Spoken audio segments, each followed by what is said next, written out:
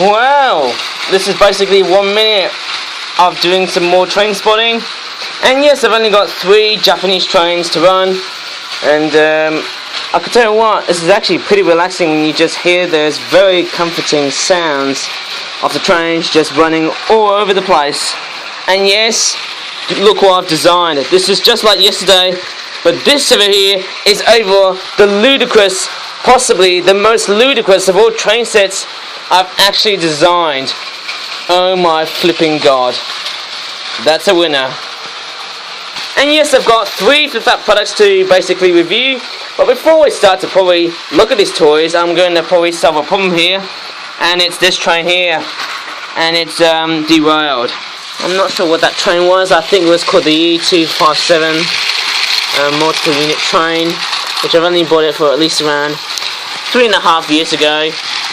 Yes, back in 2015, August 2015. And I'm actually glad to just, collect a whole bunch of all sorts of trains. I've actually just bought a whole bunch of toy trains that were sold in the shops across Malaysia. Pretty awesome buy when you buy, when you just buy whole tons of, all sorts of train, itsy bitsy train thingy bobs and whatnot. And yes, there's not much I could say about anything to do with the railway, honestly, perhaps. But yeah, both of these trains run nicely, maybe except for this one here. Probably it's because the rail layout here is basically a bit too ludicrously, a bit too narrow, in my opinion. But maybe it will suddenly work. And yes, there's also one more toy here. And yes, I've just dumped out all of the Tomash, not Thomas and Friends toys, all the Tomash stuff there. But I'm trying to protect them. But yes, there's one toy here that I'd like to show you, which is this toy here. These are Hexbug toys, and they're sort of like robotic bug toys. Surely you can turn these on, and all of these are fitted with batteries in there. Let's see how they go. And these are the sort of critters. They just love to fight, and they can also do stuff like that. And some of these are glow in the dark stuff, of course. The only problem is some of these Hexbugs that can actually get caught up by the tracks, and also the way some of the blockers as well. And they've got these little hex pads, and both of these are fighting for their territory. It looks like the way real insects are like. Pretty awesome toy, isn't it? And I've actually got a blue one, 2 black ones, and I've also got a brown one here as well. Pretty amazing when you just think about all sorts of Hexbug toys like that. Of course, I just have to probably fix the track joiners, and we'll watch them fail, or we'll watch them win. Let's see how they go. I think the yellow one's the fastest. Oh yeah, look at that. It's just like entomology, but in technology. What a rhyme, isn't it? Entomology and technology.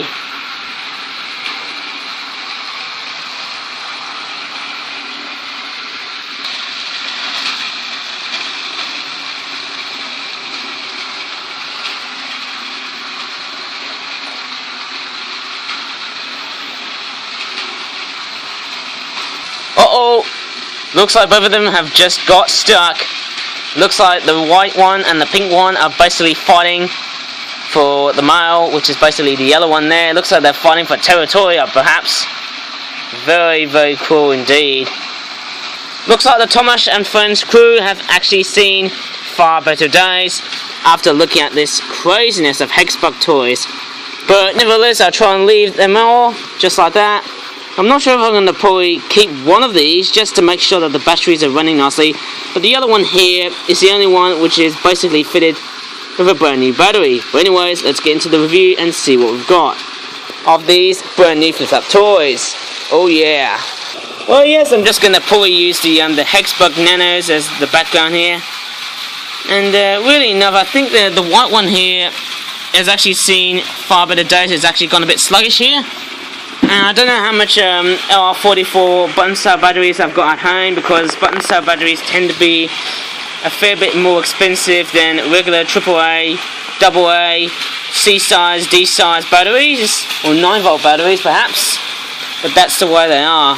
And yes, I've got a problem here. This train here is derailed once again, the E257 multiple unit, and it's gone again.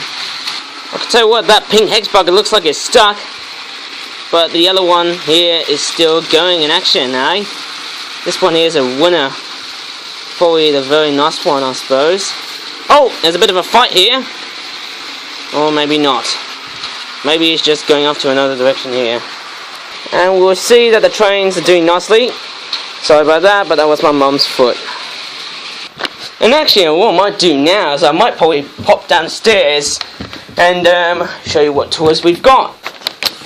Just gonna open this secret door here. Oh yes, it's the living room, mate. Turn on the light. It's actually quite chilly, but I don't think it's chilly as what we had last week. It was very cold last week. We had some snow, but recently we had some very mild temperatures here. Of course, we've got 3 of these products here. We're going to take a look at this one here. And if you remember this one here, this is the Breeding Mediterranean Girls 5-pack, £7.98. This product here actually was basically leaked from yesterday in a video when I actually made a very horrific mess. And it was, I could tell you what, I am very cumbersome in the way I tend to probably tidy up.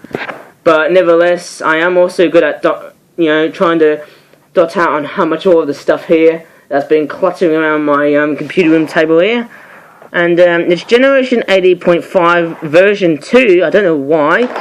And we'll turn out the back of the packaging there. I mean, I just don't know why we have the simplistic design of what Flip Flap Toys is like. And this is the British Wildlife Collection toy, as we all know. And it's got a jet black head plumage there, so maybe it's referencing just like the black-headed girl that we actually saw in the other video. It's a summer plumage one, or a spring summer plumage sort of bird. At least I'm just going to try and unpack this. And yes, I'm very sorry guys. I could tell you what, I just can't help myself just dissecting or trisecting this envelope in a very humane and very unscrupulous way. I mean, these packagings are literally designed to protect toys from being destroyed, but sadly I have just destroyed unscrupulously, and what a belligerent way to do so. I've been destroying this toy. You know, I could tell you what, I've been destroying loads and loads of products which have the very, very weird and cheap and nasty, mundane brown envelope. I think it's not that great compared to the white envelope, but here are the Mediterranean Girls. You know, it's funny, these girls, I don't know how good or bad they are, and I'm not sure they sort of got the wrong colour on the eyes.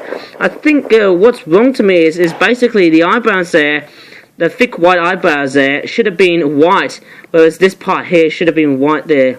I'm pretty sure it shouldn't be white, it should be red in the middle there, just to look like it's more realistic.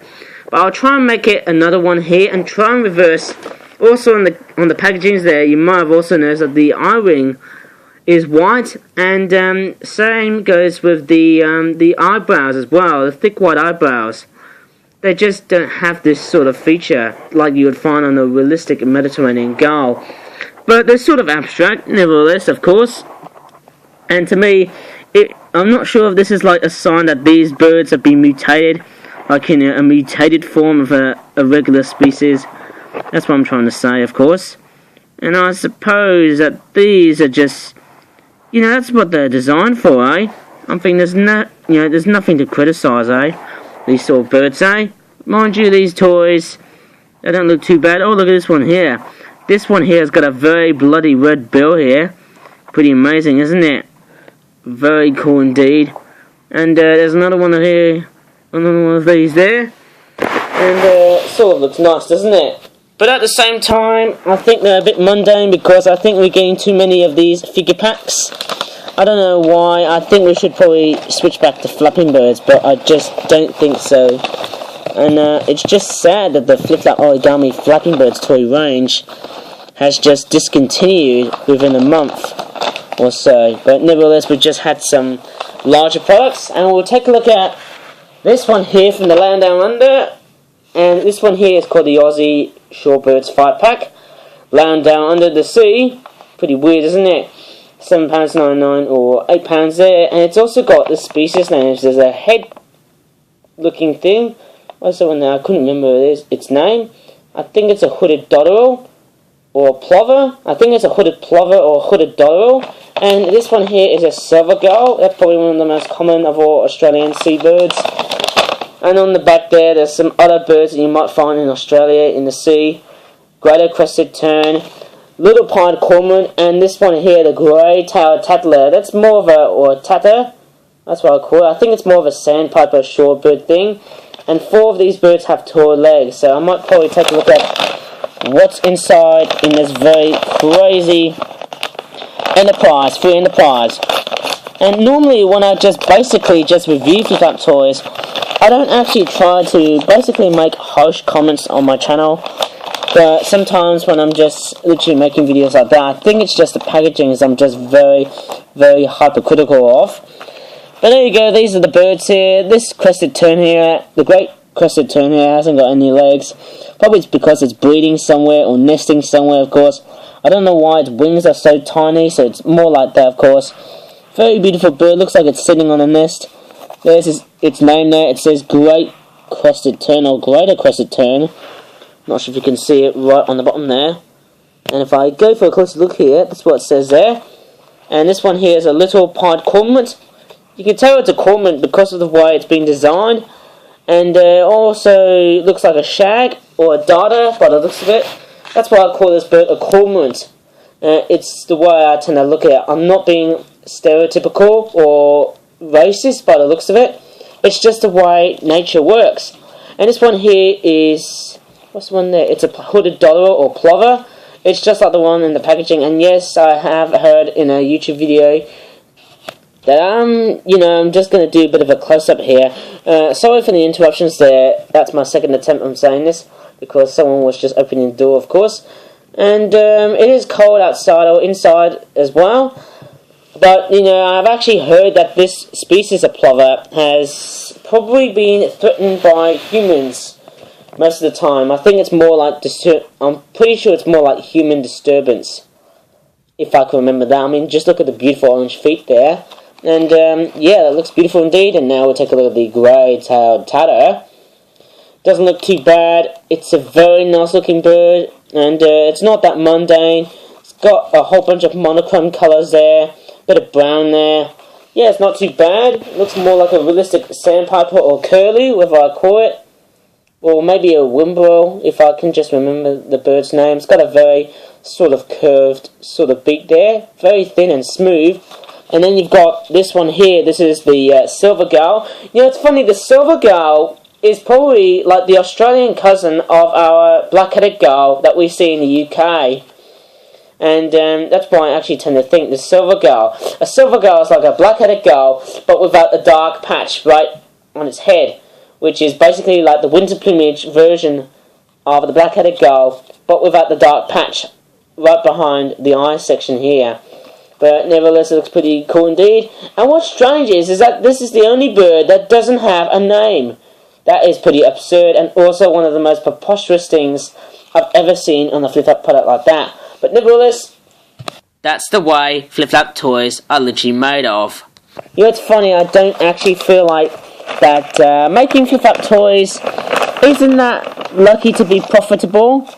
I'm just saying by, I'm not talking of anything nonsensical or anything which is not that very relevant. I'm just talking of toys which are basically designed to represent simplicity or something like that. And this is once again the Aussie Torresian Imperial Pigeon figure 5-pack. Now I know Torresian, I think it's like the old Australian name Torres. I'm pretty sure that's what it's called, I'm not sure. But I think Australia used to be called New Holland because of the Dutch people colonised it before. £8.97 or £9. Actually, it's more like 3p away from £9. And very nice pictures of some pigeons there. And they're saying that these birds are very gull-like because they look like a seagull. And probably more like the kittiwake, the black-legged kittiwake, if I can remember. And they look pretty nice, don't they? And they're all based on the Australian, or the Torresian Imperial Pigeon, from Australia, of course. And it's pretty nice that we're just getting a double whammy unpacking of birds that come from the land down under. I mean, I could just rant about this packaging once again. I mean, is this something to probably teach children about patience or, the fertility of life? Isn't this just basically the norm of these days? Well, I'm just going to move that packaging away and stop ranting like a crazy great big 70-year-old and just thinking, I just feel like I'm just sick and tired of just doing these, blooming toy reviews which contains those very weird bloody seagull pigeons which are basically not going anywhere. Might have heard that from basically the, you know what that quote reminds me of? I would really think it's more like I'm just referencing those bloody pigeons from what the Dursley people say out of the Chamber of Secrets, out of the Harry Potter, I suppose. But nevertheless, these birds look pretty nice indeed. When handling this bird here, I've actually noticed that this one here actually has a very bent beak. I actually didn't realise that this is a major design flaw. Or maybe it's somewhat, I just don't really think it's a very bad bird after all. In fact, all of these birds have names, Teresian Imperial Pigeon, and they don't look too bad. That's the way they've been made, I suppose, so it's not that too bad. I mean, they are simplistic, but they're not really seagulls after all. They're just pigeons. Pigeons, pigeons, pigeons. But they're not your average pigeons that you'll find in the city or town, or not like a wood pigeon or a cottage dove. It's just a Teresian Imperial Pigeon. And I think that's probably about it, though. And I can tell you what, making Clefat products isn't really so bad after all. And I'm very sorry I have to probably end in the living room here, because I just don't have that much time to speak there. Anyways, I think that's probably about it in this video. And if you want me to make some more ludicrous, all sorts of content on YouTube, please subscribe to my channel there, and give a thumbs up and a like to my channel there, if you're free to welcome. So anyways, thanks for watching, and bye for now.